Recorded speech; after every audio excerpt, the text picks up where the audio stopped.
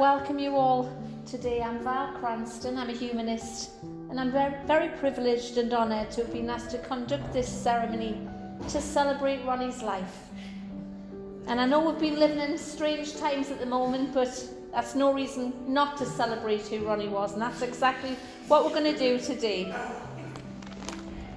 Now, I didn't have the privilege of knowing Ronnie, but the other day I met with the family, and it wasn't long before recalling memories, some happy, some sad, and chatting about Ronnie's life. Ronnie was born in Dunstan on the 26th of February 1938 to Mum and Dad Lillian and James Christopher Smith, one of three, having a sister, the late Rita, and his little sister Jo. Ronnie was born and bred a Dunstan lad. He went on to attend Dunstan Hill School all the way through from the infants until he left. He was a cracking little footballer, I'm told, and his photo was still on the wall at the school decades and decades later. Ronnie started an apprenticeship as a fit-end turner, and I knew this would happen, I knew this would happen.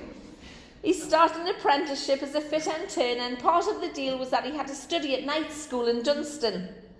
His dad had an inkling that he wasn't going to the school, so he followed him one night. Sure enough, his dad felt terrible because he went straight through the door. Little did he know that he'd gone straight out the door on the other side and straight to the pub with his pals. Now, Ronnie hated his job, and one day he told the boss where to go. And he took himself straight down to town and joined the RAF. His family was shocked, but he was adamant he was going. His mum and dad, worried sick, offered to buy him a car and all sorts of things to try and change his mind, but he was having none of it. After his initial training, he was based at RAF Marham in King's Lynn in Norfolk, but then was posted to Cyprus when the trouble started, the time when the Turks invaded. His mum and dad didn't have the phone in, so he phoned the police station at the bottom of the street to say, "Can you get a message to me, mum and dad? I'm being posted." Police arranged for his mum and dad to go down to the station to take a phone call for him, like the telephone exchange, not the police station. And they went down and had a chat. Every couple of weeks, his mum had to make Christmas cakes and send them to Cyprus because all his pals loved them.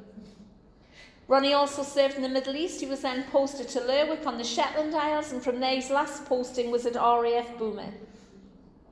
On one occasion at RAF Boomer, they were having a royal visit from Her Majesty the Queen when they realised they had no posh glasses for wine and such like.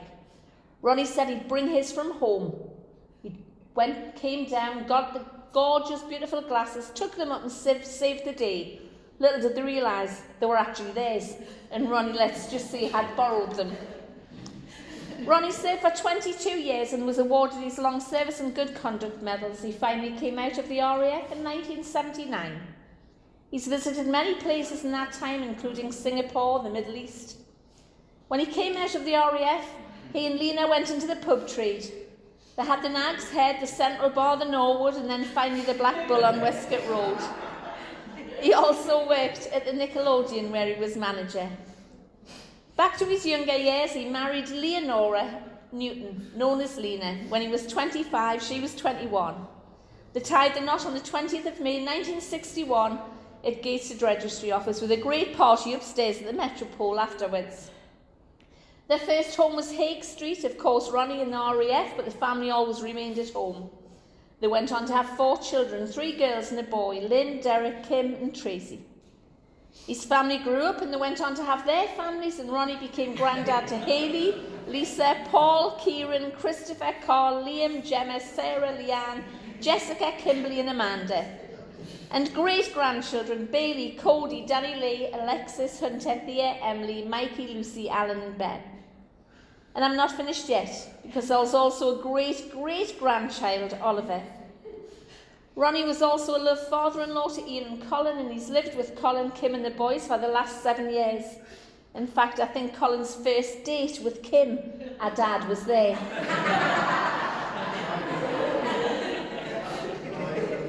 Let's just say Kim came as a package with our dad. Ronnie was also a love brother-in-law to Dave and the late Arthur, uncle to Audrey, Stephen, Neil and Paula. The grandchildren are a huge part of his life, in particular Carl, Christopher and Liam, because of course they lived with their granddad. He took on the role of dad, and granddad was there at all the football matches and was known as Big R by the lads at the football. And I think this would be an appropriate time to ask Scott to come up and say a few words. Is he there? Is he there? I got a text message this morning to say he's hiding because he doesn't want to come in. That's all right. He can speak shortly. The lads played. Ah, he's here. He's here.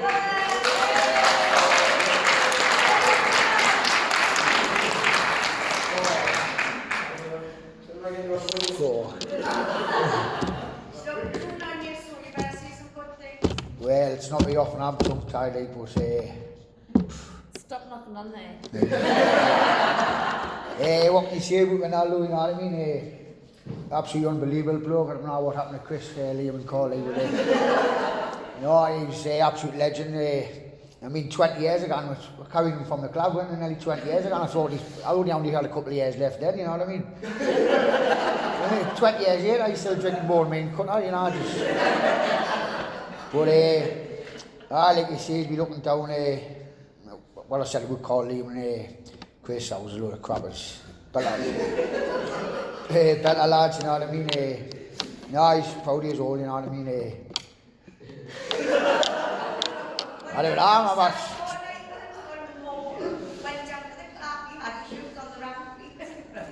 Oh, is that me or him?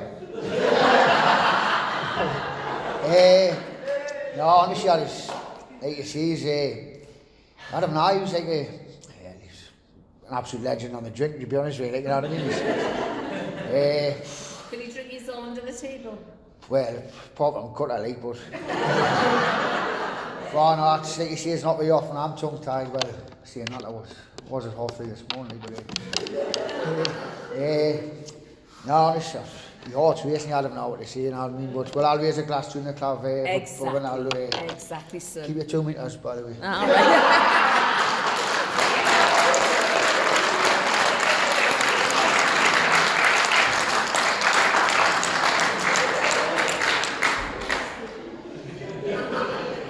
Didn't know you were getting a turn as well, did you? So the lads played for Wycombe Fellside, I'm told, and their granddad used to sell domino cards to raise money for the club, but he would always have his 10 pence if there was something to be said. He was always the first ones there. When Lena passed away, the charity collection at the funeral even went to the football club. And when they won the league, he went missing, came back with champagne, and had opened the champagne for the lads on the pitch. Fantastic memories. He bought all the dads a drink at the bar, mind you, he nearly choked because it came up with 200 quid and he was nearly crying. All the lads loved him at the club, he was a legend. They were once on the way back from a match and he got the bus driver to pull over at Aldi and bought a load of drink. Christopher was in year 6 at the time. He got a clout off Lena for that stunt. He and Lena had a feisty relationship but they absolutely loved the bones of each other. If he rocked up with flowers for her, she would say, aye, he's been up to something. They were like Darby and Joan. They had caravans when the kids were young at Crimton Dean, South Beach and Blythe and Sandy Bay. Carl and Christopher